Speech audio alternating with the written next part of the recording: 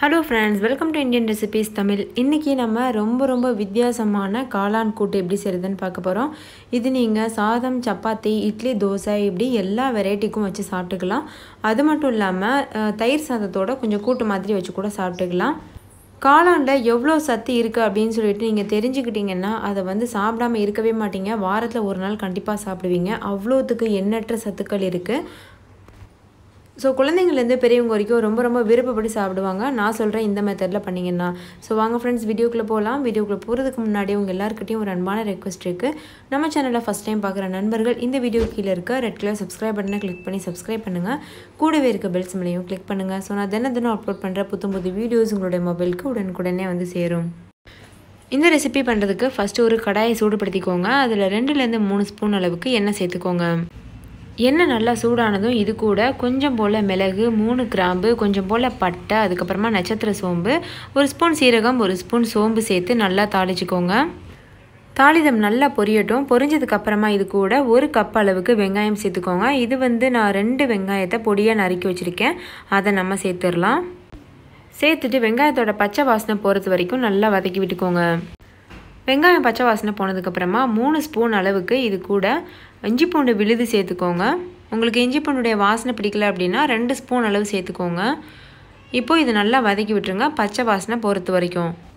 இஞ்சி பூண்டு பச்சை வாசனை போனதுக்கப்புறமா ஒரு 2 தக்காளியை நல்லா நைஸாக அரைச்சிட்டு அதை இது கூட சேர்த்துக்கோங்க. சேர்த்துட்டு தக்காளியோட பச்சை வாசனை போகிறது வரைக்கும் நல்லா வேக விடுங்க. லோ ஃப்ளேமில் வச்சு வேக வச்சுக்கோங்க. அடுத்து இது கூட 1/2 ஸ்பூன் அளவுக்கு மிளகாத்தூள், 1/4 ஸ்பூன் மஞ்சள் தூள், 1/2 ஸ்பூன் மல்லித்தூள், 1/4 ஸ்பூன் அளவுக்கு கிச்சன் கிங் மசாலா, தேவையான அளவு உப்பு சேர்த்துட்டு நல்லா வதக்கிக்கோங்க. நீங்கள் கிச்சன் கிங் மசாலா இல்லை அப்படின்னா கரம் மசாலா கூட சேர்த்துக்கலாம். சேர்த்துட்டு நல்லா அந்த மாதிரி வதக்கி விட்டுக்கோங்க. மசாலாலாம் நல்லா வதங்கினதுக்கப்புறமா இதில் 1 கிளாஸ் அளவுக்கு தண்ணி சேர்த்துக்கோங்க. சேர்த்துட்டு நல்லா வேக விடுங்க. நம்ம சேர்த்த மசாலா, தக்காளி எல்லாம் நல்லா வேகிறது வரைக்கும் நல்லா வேக வச்சுக்கலாம். ஒரு 5 நிமிஷம் ஆகும் இது வேகிறதுக்கு. வெந்ததுக்கு அப்புறமா இது கூட நறுக்கி வச்சுருக்க 1 கப் அளவு காளான் சேர்த்துக்கலாம். காளான் ரொம்ப ஹெல்த்தியானது. ஸோ வாரத்தில் ஒரு தடவை சேர்த்துக்கோங்க. பாருங்கள், இந்த மாதிரி நீல வாக்கில் நறுக்கி வச்சுக்கோங்க. இப்போ இதை சேர்த்துடலாம். சேர்த்துட்டு நல்லா கலந்து விட்டுக்கோங்க. காளான் சேர்த்ததுக்கு அப்புறமா ஒரு 10 நிமிஷத்துலேயே இதை ஸ்டவ் ஆஃப் பண்ணிடுங்க. ஏன்னா காளான் சீக்கிரமாகவே வெந்துடும். உங்களுக்கு தண்ணியாக இருக்கணும் குழம்பு மாதிரி அப்படின்னா நீங்கள் இப்படியே விட்டுடலாம். இல்லைனா வத்த விட்டு இறக்கி வச்சுக்கலாம்.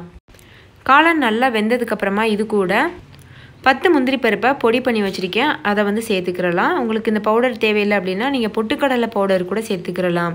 இது சேர்க்குறதுனால நல்ல ஒரு ரிச் டேஸ்ட் கொடுக்கும். ரொம்பவே வாசனையாகவும் இருக்கும். இப்போ இதை நல்லா மிக்ஸ் பண்ணிவிட்டு நம்ம ஒரு 2 நிமிஷம் வேக வச்சு இதை இறக்கிடலாம். அவ்வளோதான் ஃப்ரெண்ட்ஸ், 2 நிமிஷம் ஆயிடுச்சு. இப்போ சூப்பராக ஆயிடுச்சு. நம்மளுடைய குழம்பு சூப்பராக தயாராக இருக்குது. இதை வெளியில் எடுத்துடலாம். இந்த ரெசிபி இட்லி, தோசை எல்லாத்துக்கூடயும் நல்ல ஒரு காம்பினேஷனாக இருக்கும். ஸோ கண்டிப்பாக ட்ரை பண்ணி பாருங்கள். ட்ரை பண்ணி பார்த்துட்டு உங்களோட எக்ஸ்பீரியன்ஸ் எப்படி இருந்ததுன்னு கமெண்ட்டில் என் கூட ஷேர் பண்ண மறந்துடாதீங்க. இந்த வீடியோ உங்கள் எல்லாருக்கும் ரொம்ப பிடிச்சிருக்குன்னு நம்புகிறேன். பிடிச்சிருந்தா லைக் பண்ணுங்கள். உங்கள் ஃப்ரெண்ட்ஸ் கூட நிறைய ஷேர் பண்ணுங்கள். அவங்களும் பார்த்து பயன்பெறட்டும். இன்னொரு சூப்பரான ரெசிபியோட நான் உங்களை சந்திக்கிறேன். தேங்க்யூ, பாய்.